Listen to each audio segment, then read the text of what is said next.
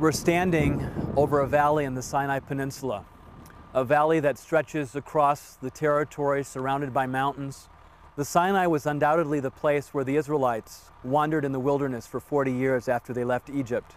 Moses leading them from place to place, the pillar of fire by night and the cloud by day as God led them through this forsaken territory.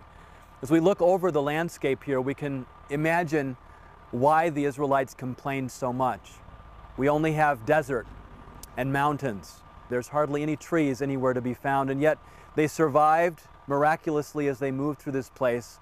God provided them with water. God provided them with food through manna.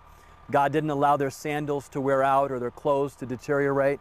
The Israelites were able to move from place to place under the direction of God. And as they moved through the Sinai, they were heading for one place, from Egypt to the Promised Land. As we move through these places today, we can have a better appreciation for what the Israelites experienced 3,400 years ago. We're standing on the mountain of Moses, known in Arabic as Jebel Musa. Down below, the Israelites would have been encamped and waited while Moses went up to the mountain. And here Moses met with the Lord.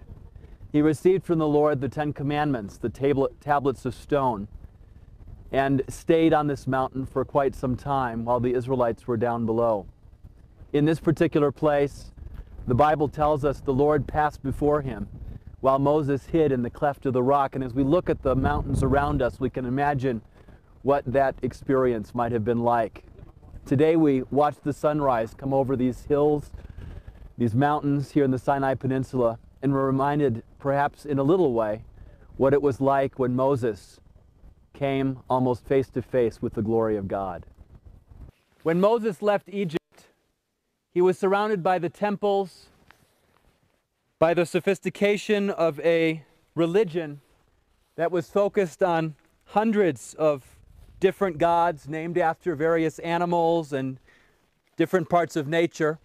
We're told that he came to this part of the world during the period of his exile of 40 years, where he unlearned all of his upbringing as future king of Egypt. He came here as a sheep herder, and surrounded by these majestic mountains, he discovered a true relationship with the Lord God of heaven. He found forgiveness for the murder that he had inflicted in Egypt against the Egyptian that was beating one of the Hebrew slaves. But more important than that, he learned to have that relationship with God, that one day, as he walked up this mountain leading the children of Israel, he would face to face the God of heaven, the one that made all of these things, the King of Kings.